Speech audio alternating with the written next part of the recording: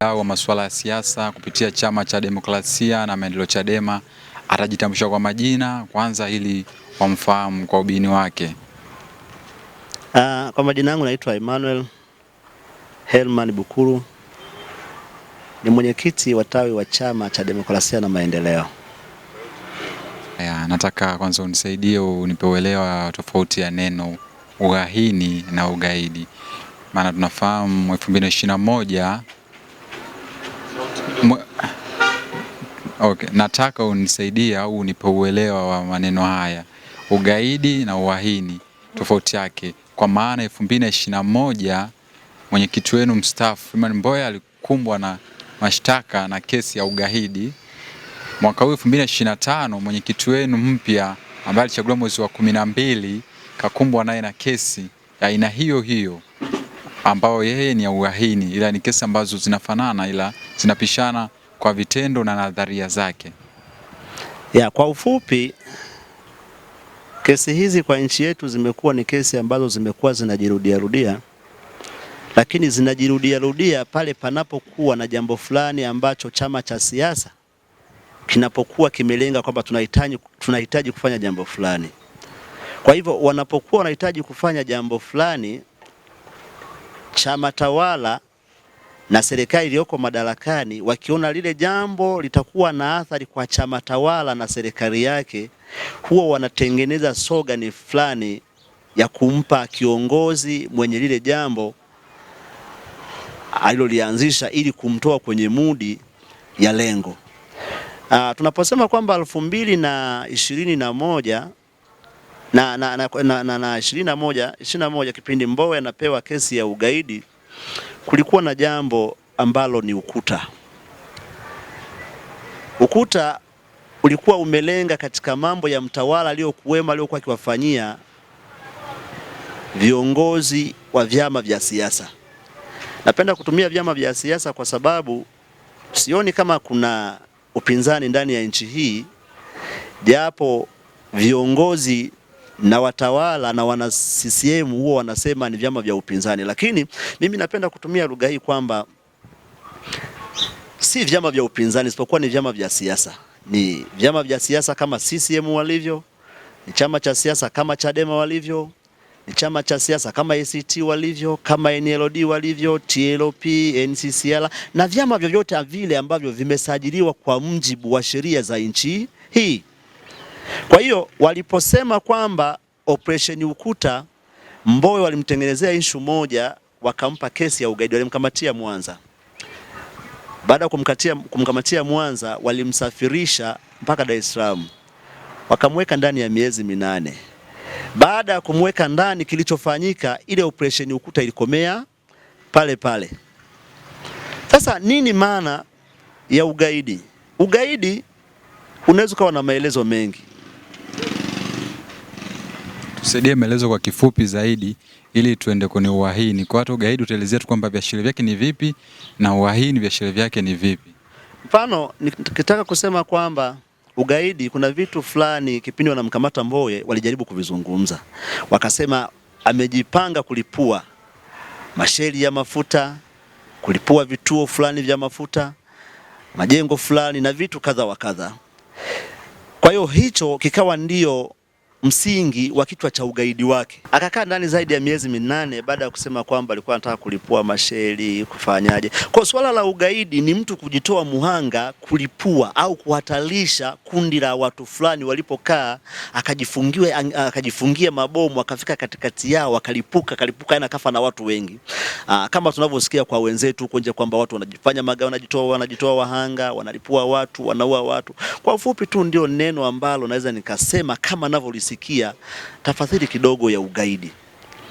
Lakini tafasiri ya uhaini na ugaidi ni vitu ambavyo kidogo vinapishana. Nilikuwa nasikia juzi mwanasheria mmoja anatafasiri maana ya uhaini. Uhaini akasema ni mtu ambaye ameapa serikalini, anapokiuka kiapo chake, huyo ni muhaini. Sasa sijui kama Lissu alishawahi kufanya kazi ndani ya nchi akaapishwa kwa namna moja au nyingine mpaka aje akafika sehemu kuwa muhaini. Lakini hii la Lissu la kuwa muhaini limekujaje? Mwenyekiti wetu Atpas Tundu Lissu Mgwai, baada ya kusema no reform no election, ndio limekuja neno uhaini. Sasa sijui waliomkamata kumpa kesi ya uhaini waliridhishwa na mambo gani, japo yeye mwenyewe alikuwa ameshatangulia kusema kwamba najua nitasema haya watanipa kesi ya uhaini. Sijui alilijua au aliongea maneno ambayo alikuwa anayajua kisheria. Lakini hili limekuja wakati gani? Limekuja wakati pale tu alipotamka na kusimama na slogan ya no reforms no election, hakuna mabadiliko, hakuna uchaguzi. Hili limeenda na serikali baada ya kuona linaenda kwa kasi, Chama cha Mapinduzi wakagundua kwamba hapa tunapokwenda hakuna kitakachofanyika, kwa sababu wanajua tunakokwenda ni wakati wa uchaguzi. Na Lissu anachokizungumzia, Chadema wanachokizungumzia ni kitu ambacho ni halali kabisa, maana wanajua wapiga kula, wanajua Watanzania, wanajua watu wanaokaa mitaani, wanajua kila kona kwamba tunapoingia kwenye chaguzi tunafanya chaguzi za hovyo kabisa. Takribani mihula mitatu minne ambayo imekwisha kupita, tumekuwa tunaingia kwenye uchaguzi wa hovyo. Unaingia kwenye kituo kupiga kula, inafika wakati watendaji wanakuletea fujo za ajabu, maaskari wasimamizi kwenye vituo wanaleta fujo za ajabu. Inafika sehemu mawakala wa vyama vingine wanafanyiwa mambo ya ajabu, wengine wanaondolewa kwenye vituo pasipokuwa na sababu yoyote, wengine wananyimwa vitambulisho vya kuwatambulisha kwenye vituo vyao walivyopangiwa kwenda kusimamia, na wengine wanakuja na karatasi za kula makusudi mazima wanadumbukiza, mnaona, na wengine mnakamata nao mitaani, lakini wanatengeneza genge la vijana wa CCM wa ovyo wenye uwezo mdogo wa kufikiri kwamba haki ya Mtanzania ni kuchagua na kuchaguliwa. Wengine sijui kama hata misikitini wanaenda, sijui kama wengine makanisani wanaenda, maana maneno ya Mungu anasema kwamba kura hukomesha mashindano. Manake mnaposhindana mko watu wawili, lazima patikane mtu mmoja wa kuamua yale mashindano yenu. Ndio maana hata wanaogombana kwenye viwanja, mabondia, wanaogombana wakiwa wanacheza mpira, hata Simba na Yanga kunakuwa na malefa. Kwa lefa wa mwana CCM ni Chadema, lefa wa mwana Chadema ni ACT, lefa wa mwana ACT ni TLP. Maana yake ni vyama vya siasa wameingiza watu, wanapima kwamba anayefaa ni nani. Lakini CCM wanafanya uhuni kwa kutumia vijana kuwaumiza watu wengine wa Chadema, kuleta kula za hovyo za michongo, kuweka kwenye maboksi. Wengine mnawakamata, mnawakabidhi polisi, ndani ya dakika 5 wamerudi. Sasa nashindwa kuelewa kwanza kitu kimoja ambacho jeshi la polisi wanakuwa wanafanya. Jeshi la polisi ndio walinzi wa amani ndani ya taifa hili, lakini jeshi la polisi wamekuwa ndio vyanzo vya kuvunja amani ndani ya Watanzania. Jeshi la polisi hivi leo hawalindi amani. Nataka niseme kwamba kwanza umeanza kuelezea ugaidi ukatoa na viashiria. Natamani pia kujua kwenye uhaini, unajua utuelezee baadhi ya viashiria ambavyo vinamfanya mtu kutambulika kama muhaini, na tuangalie mwenyekiti wenu mpaka sasa kwako ushaona hivyo viashiria ambavyo vinaendana na neno uhaini.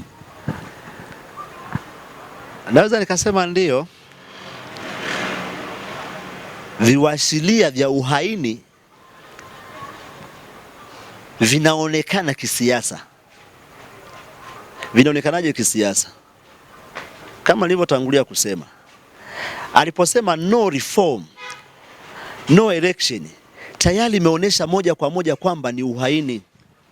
Unaposema no reform no election, kwamba hakuna uchaguzi bila mabadiliko, si ndio hivyo? Maana yake umeona kwamba ni swala ambalo mpaka sasa chama cha Demokrasia ndio Chadema kupitia mwenyekiti wao walikuwa wanatumia kauli mbiu, wanaendelea kuitumia.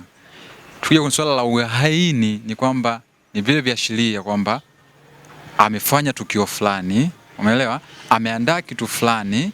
Na walivyosema uhaini ni mtu ambaye ana malengo, ana mpango, yuko kwenye mkakati wa kuigeuza nchi, kutumia mabavu, kutumia nguvu, kutumia dola, ili kiongozi aliyopo juu wa dola aweze kufanyaje, kutoka aingie mwingine kwa kutumia nguvu, kutoka kufuata sheria na katiba ya nchi yetu inavyosema.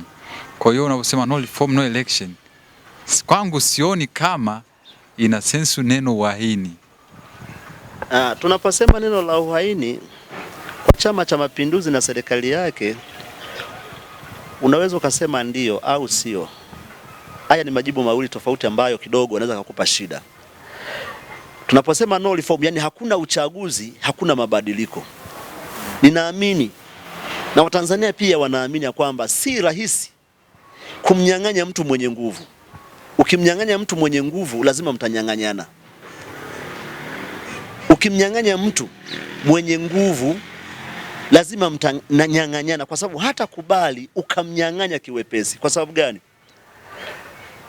Samia Suluhu Hassan, rais wa nchi hii, ni rais wa Watanzania wote, wa vyama vyote, kabila zote, watu wote, wafugaji, wakulima, wanasiasa, wafanyabiashara, watu wote. Kwa hiyo yule ni mtawala. Kwa unapokuja na slogan ya kwamba no reform, no election, maana yake unasema hakuna mabadiliko, hakuna uchaguzi.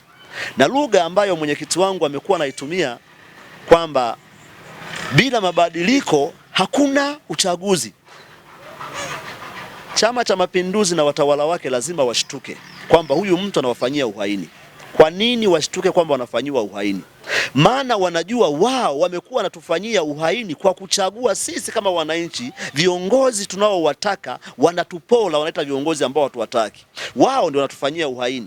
Lakini kwa sababu mwenyekiti amesimama kuambia Watanzania kwamba uchaguzi wa nchi hii ni wa kihuni, bila mabadiliko hakuna uchaguzi, wakagundua kwamba kama watu hawataingia kwenye uchaguzi, maana yake ugali wao utakuwa umemwagwa. Maana kama ugali umemwagwa, lazima mtawala angalie kesi yoyote ya kukupa ngumu ili kwamba lengo lako lisifike mwisho. Umesema watu wasipoingia kwenye uchaguzi lengo litakuwa lifanyeje? Uchaguzi umebwagwa, unakuwa kama ueleweki. Tunajua kila chama kina wafuasi wake. Nchi hii kila chama kina nini? Kina wafuasi wake. Watu waliposema wataingia kwenye uchaguzi, kama mnavyotumia nyie kauli yenu no election, no reform, no election, kwamba bila mabadiliko hakuna nini? Uchaguzi. Na mpaka sasa hamkuhudhuria siku ambapo vyama vyote vilikutana kwa pamoja kwenda kusaini ya kukubali maadili na uchaguzi na mienendo itafanyika katika uchaguzi 2025 mwezi wa 10. Hamkushiriki na chama chenu kikapigwa kifungu cha miaka 5. Kwa maana mpaka sasa chama chenu kina uwezekano wa kutokushiriki, maana kishafungiwa kutokana na mtu ambaye alikuwa anahusika, kiongozi mkurugenzi wa masuala. Kwa hiyo nataka kujua kama plani zenu nyie ambao mshafungiwa kwa sasa ziko vipi, na unasema msiposhiriki, yani kwamba nyie ndio mtafanya uchaguzi usifanyike, kwa namna hipi? Mtawashawishi vipi wananchi wafikiane na nyie ili uchaguzi huo usifanyike? Maana unajua mnatoa hoja ili wazielewe, ili wasikubaliane na uchaguzi. Nataka nikukumbusha kitu kimoja mwandishi, unaweza ukawa unafahamu, lakini kama utakufahamu watakuwa wanafahamu. Upo mwaka fulani Watanzania walitangaziwa kujiandikisha kwa ajili ya kupiga kura, lakini kukawa na mgogoro kati ya mwenyekiti mstaafu Mbowe na serikali. Mbowe hakupita kuhamasisha watu kujitangaza, kujiandikisha. Manake mdololo ulikuwa ni mkubwa ndani ya nchi hii watu kwenda kujiandikisha. Naomba nijue au nifahamu. Kwa hiyo kwamba Mbowe ambapo kufanya vile ni kwamba ilihatarisha kwamba wapo wengine wanao kujiandikisha kutoka chama chenu ili wakapigie kula chama tawala. Nisikilize, maana yake ninataka kuzungumza. Serikali ilipokaa ikaona watu hawajajitokeza kwenda kujiandikisha, walipiga kelele na Mbowe, wakamwambia Mbowe, pita kwa watu wako na Watanzania waambie wajiandikishe kupiga nini? Kupiga kula. Mbowe alivyosema, vituo vyote vya kujiandikisha kupiga kula vilijaa. Sasa unaponiuliza kwamba sisi au mimi na chama changu, mimi ni mdogo ndani ya chama, mimi ni mfasi wa chama changu, mimi ni mtu anayependa mabadiliko kulingana na hali ninavyoiangalia jinsi ilivyo na Watanzania tunavyokwenda, na hususa maisha ambayo yanatukabili sisi vijana katika ulimwengu wa leo, katika nchi, katika wakati huu. Sasa unaposema tumejipanga vipi, chama kimeshajipanga kamati kuu ya chama imeshajipanga, kamati tendaji imeshamaliza kwamba no reforms, no election, hakuna mabadiliko, hakuna uchaguzi. Nataka kukuambia hakuna mabadiliko, hakuna uchaguzi kweli. Kwa sababu gani nazungumza hayo? Unajua hata wana CCM wengine ambao wanaofahamu mdogo haya mambo hawezi wakayaelewa. Lakini nasema wataelewa. Nchi nzima, dunia nzima wataelewa kwamba hakuna uchaguzi. Nikupe mfano wa kitu kimoja. Ndani ya chama kwa tawi kuna wapiga kura nadhani hawapungui 11 kwa kila chama. Bila shaka nadhani kitu kama hicho wa viongozi wa tawi. Hawa viongozi wachache ndani ya tawi ndio tumeshuhudia wakiwapitisha wenye viti wa serikali za mitaa kwa nyakati hizi ambazo tumemaliza juzi uchaguzi. Mwenyekiti amepitishwa na viongozi wachache wa tawi wakiwa wanapewa karatasi 10, 15, 20. Maana yake watu 20 au 15 viongozi wa tawi wakienda kupiga kula wanampitisha mwenyekiti wao. Maana anakuja na kula fake, kila mmoja anakula 10. Kama ni watu 11 anakuja na kula ngapi? Maana yake anakuja na kula 100 na kitu. Kwa hivyo ninyi upinzani wanasiasa au mnapoenda kuchagua, kwa mnaenda kuchagua mwenyekiti wa Chadema au mwenyekiti wa ACT au mwenyekiti wa chama chochote, unaenda kuanza moja, wao wana 120 za juu au wana 90 kwa juu. Maana yake ni uchaguzi wa kihuni. Sasa tunaposema hakuna mabadiliko, hakuna kupiga kula, maana yake ni nini? Maana yake ni hii: tutahamasishana chini kwa chini, mmoja kwa mmoja, mguu kwa mguu. Kama walizoea kuona watu wanaopiga kula ndani ya taifa hili wakiwa wamejiandikisha watu milioni 15, aidha wanapiga milioni 8, watastaajabu mwaka huu wanaopiga kula hata milioni 2 wasifike. Kwa sababu wana CCM ni wa Tanzania, Chadema ni wa Tanzania, ACT ni wa Tanzania, vyama vyote ni wa Tanzania.